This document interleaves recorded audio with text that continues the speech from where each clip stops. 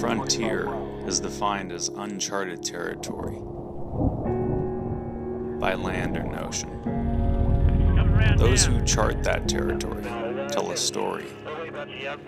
The past illustrates the blueprint for the present, how things are and how they've evolved. From land to water, we are challenged to border that new frontier, a frontier the outdoorsman knows like no other. Author Gary Lewis works his way along that edge of where discoveries, failures, and achievements have written the story of the sportsman. Yes! Yes! From state to state, continent to continent, the stories told create the foundation of the present, and they lay the framework for the future.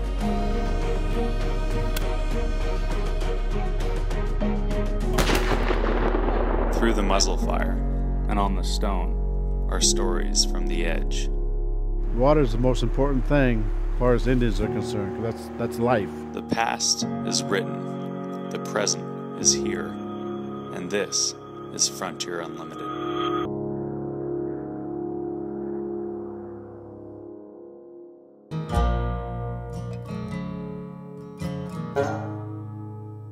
Lewis tells himself the buck he is after is still there after opening day.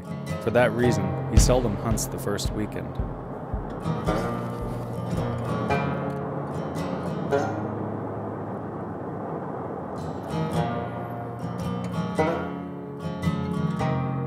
Lewis's friend Bob Roberts, who has lived in the Columbia Basin his whole life, farming, hunting, and fishing this dry country, rolled up in his white Ford.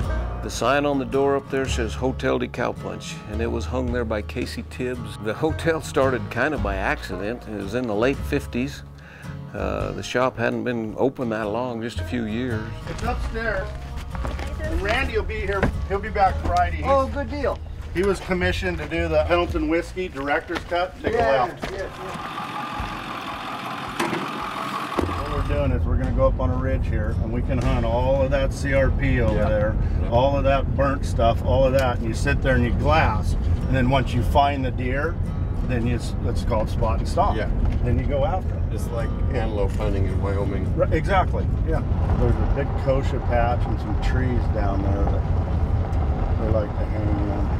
When you get up to that corner there, just over the hill there, we got a buck out of there. So we're going to go to the east end on the back side, and we're going to come around because of the wind always comes out of the west and blows across these draws right here. Yeah. So we'll go to the east end, and we're going to work, there's some 3 or 4 big canyons down in there, and we're going to work the lower ends of those and just come back this way. Okay. And we might put your rig or my rig down in the bottom there, and then that way we can just drop out of it when we want to. Yeah, okay. So we'll have a rig over there, and we'll have a rig down in the bottom there. This country drains down into the Umatilla River, which empties into the Columbia River. What little rain, 14 inches in an average year, that falls upon the ground seeps into the soil to nourish the dry land wheat or run down into the coulees and washes. I got him. You see that far draw over there, just where the seeded wheat is? Yep. Go up just to the left, almost to the horizon, under the horizon. Oh man, good spot, Bob. Right where he's at's where that road turns. Just stay up tight with me and Michaela.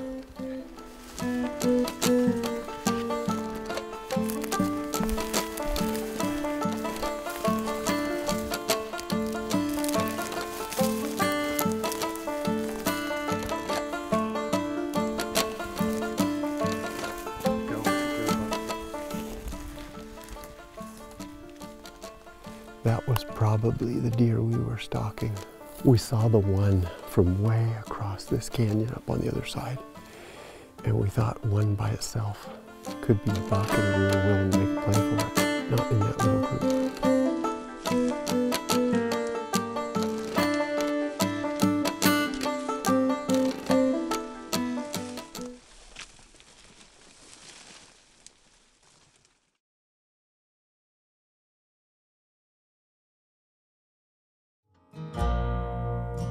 Up near the mountains, the whitetail bucks hide in creek bottoms. while out in the foothills, on those long rolling slopes, a hunter can find a mule deer. Oh, well, we found our deer, didn't we? When Lewis and Michaela saw the first bunch, Here we go. there were 4. A good buck with antlers as wide as his This ears. is the deer's back. You're holding about here at 300. At 200.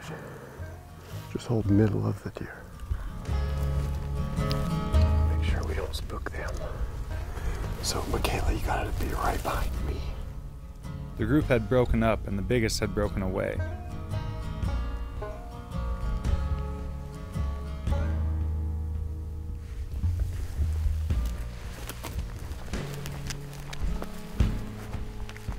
Two does just went over the fence.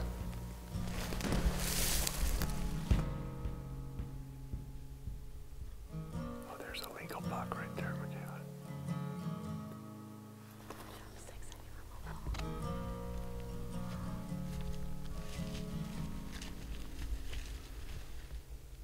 Okay, you passed one up. Works for me. That means you're a trophy hunter. That's 5 bucks we've seen this morning. And it's 25 minutes after 7.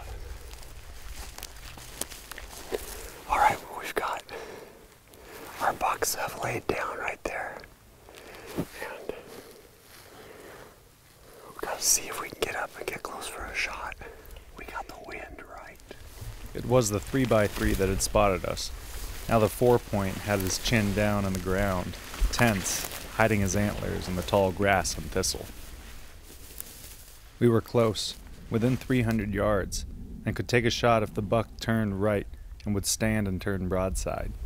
When we spotted the deer, I had him at 250 yards. We stalked in. They look now like they're farther away. Like maybe they moved, or I had the wrong reading because they're about 300 yards right now. Instead he whirled out of his bed, trotted at the top of the ridge. In another moment he was over it, and the 3-point was with him. I can't take this shot yet. Okay, that's fine. That's all right. I would have taken one of those bucks, but that wasn't a heartbreaker. That was good practice, and they didn't give me the shot I wanted. I think we had 300 yards when they stood up, but I didn't get the broadside. This isn't going the way I want it to. There's a buck bedded down in the cut bank, he said. I can take you right to it. Lewis handed her his rifle, Yeah, I know that stuff happens. a Montana Rifle Company bolt-action chambered for 6.5 Creedmoor. Oh no, there he is. Okay, okay, yep. On the it's right walk, there. they passed it without knowing. Put it right in the throat patch. A healthy buck would jump and bounce away, Lewis thought. But this one didn't budge from his bed in the tumbleweed-choked gulch.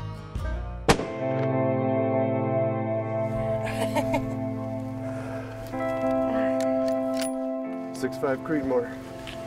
Good job. Thanks. That was a little bit of intense. So awesome, because I've always wanted to hunt this country just like this. Because I've known about these bucks. Bob and I have been friends a long time, and he's been telling me about how they get down in these canyons and hollow out the little caves, and I've seen him do that in other places. It's so fun to just walk in here with my daughter and spot this and then see her make a really, really good shot. See how cool a spot that is? Because, you know, if it gets warm, he's just in that shade for a good part of the day, because he wouldn't be hit by sun until the sun is like about 2 o'clock in the afternoon. And at 9 o'clock, Michaela has her first mule deer. Nosler AccuBond long range. Shot 3 big game animals now with that rifle, and we haven't shot any of them at long range yet. That's you trophy hunting. You passed up the littler one, and you got this one. Good call and good shot. Thank you.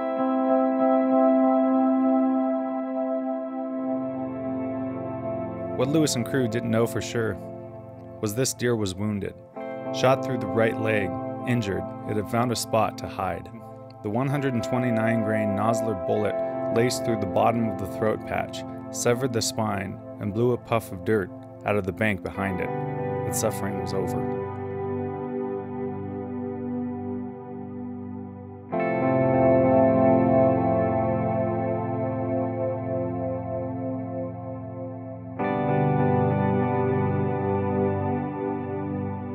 We're leaving the ford here at the end of the road, and we're going to cross these long hills here. Check the wind, make sure we got it right. That's where those deer were out last night. You'll just see his horns. An hour later, they started up the hills Oh, again. you'll see. Michaela had a smile on her face and a swing in her step. This wasn't her first buck, but it was her first mule deer. We need to slow down a little bit. That draw is going to turn and break down. And those big old huge cave beds like the one we got that buck out of earlier, there's going to be a whole bunch of them right there. Sometimes a hunter will see the big one, and the word spreads. Yeah, I see her, I see her, I see her. 4 small bucks. Alan Roberts, Bob's older brother, had seen it on the opening day and missed it. For the next 4 hours, that buck would haunt our conversations, and Lewis resolved to take nothing less than a 4-point. There we go. That wasn't what we came for. Let's keep going.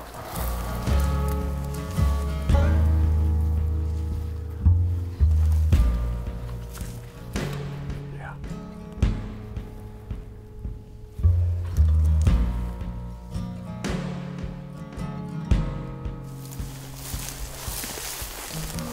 There's another one.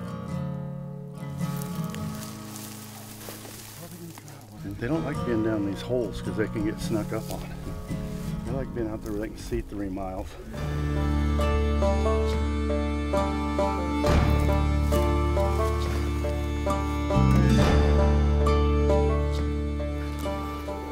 I was smelling him. As I was walking along, I was smelling that deer. It's a dry land alfalfa that they're after. They planted it in here for wildlife. You can see where they've ate all the branches off it.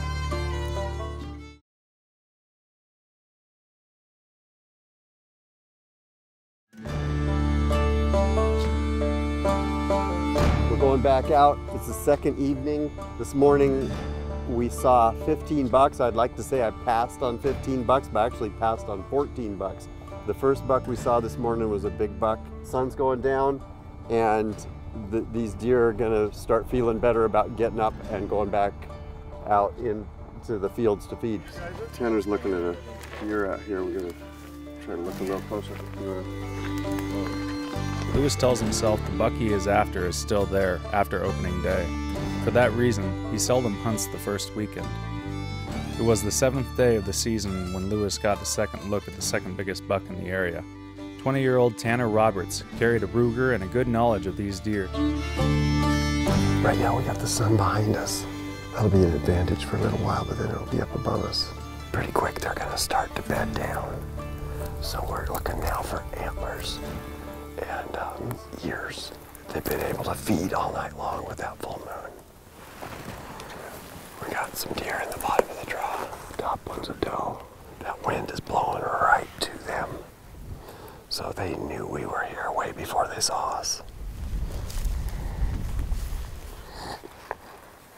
So yesterday the deer were bedded on that little slope.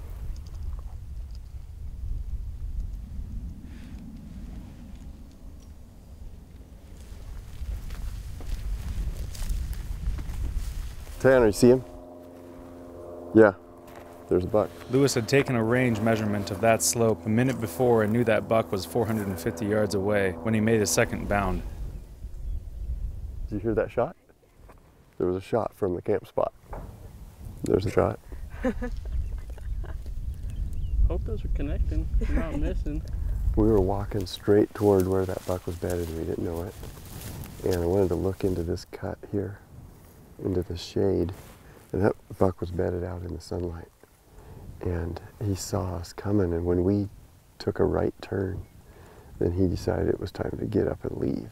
When he crested the top of the ridge, he was at 600 yards away, going like a tumbleweed in the blue norther.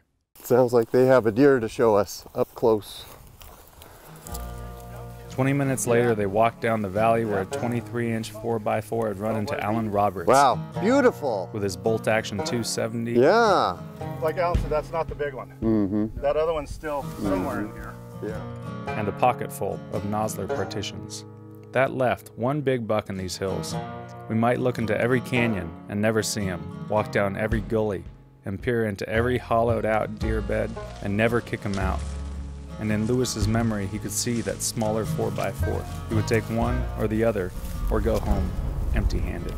We're right back to this little cut that we looked into yesterday, and it is just steep. It's kind of a pocket that could hold some deer like it did yesterday. We're just hoping that it'll hold some different deer.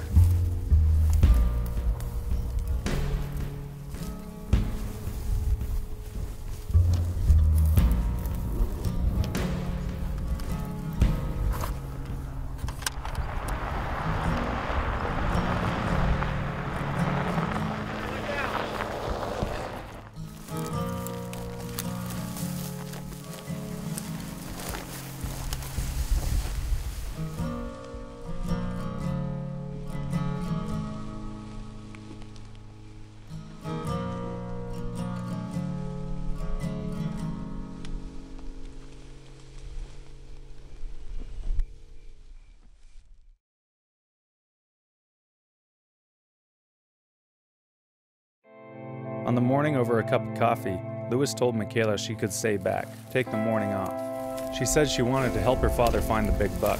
We're getting to the head of this canyon now, and there's deer beds up against the wall. We haven't been here before, so it's new ground we're looking into, and nobody's been here yet this season.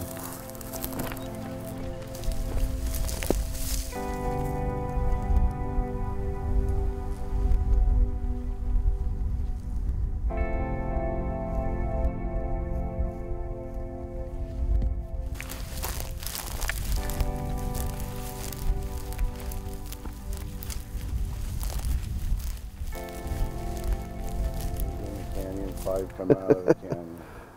You gotta love that. Look at her, she stops. She's gonna pick them up. Come on, guys, it's safe.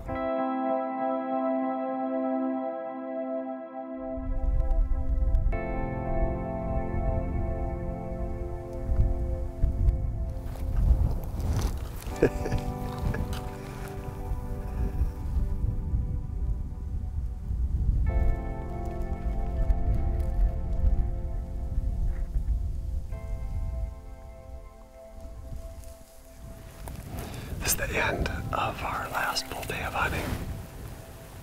We're walking down this drainage. We've walked this one before.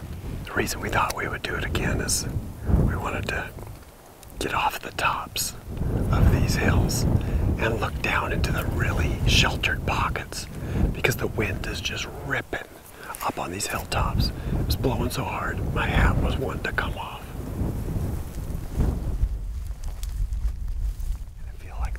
That maybe we should get right down in the bottom and then just be ready. Go for like 200 yards in the bottom.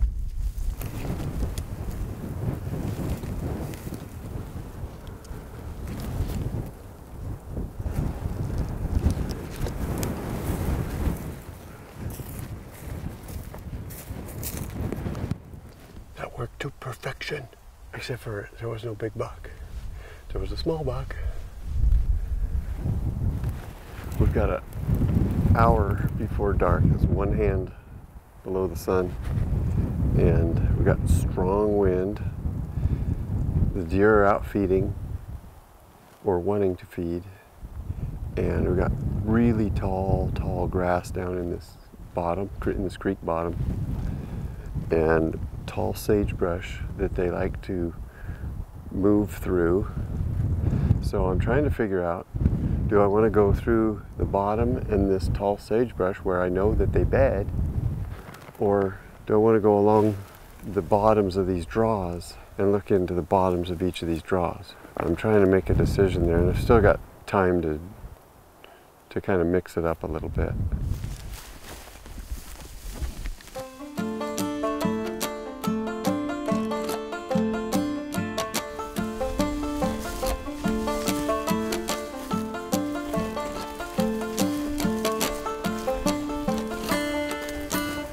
there he goes. Let's just get another look at it. He's right down in the valley. Didn't seem to take any look around to see what we were doing. He's just going with the contour of this hill, dropped right down into this ditch, into the creek bottom, and went straight up the creek bottom. And he's pretty smart, and he's a buck that's gonna make it till next season, and that's awesome. Future Big Bucks of America, the FBBA. It's so great hunting with my girls. I wish all my girls could hunt with me all the time, but it's really fun because she loves it, she's good at it, she's getting better. She always has a good attitude. It's awesome. Somehow, they had educated those 2 deer in the past 5 days. They gave Lewis the slip. How 2 bucks in the open country can disappear is a mystery, akin to a rooster pheasant's propensity to turn invisible in a field of stubble. Based on what Lewis saw on those foothills in the breaks of the Umatilla, there could be a bunch of 2.5-year-old 4-points there next season. There will be a decent 3x3 and a good 4x4 tumbleweed buck, and near mythical 30-inch heavy-beamed 4-point to haunt our dreams at the Hotel Day Cowpunch. Let her buck. What's even in 2? His daddy was a cowboy on the South Dakota plains, and from him Casey learned to handle hobbles, ropes, and reins, and he learned to ride the rank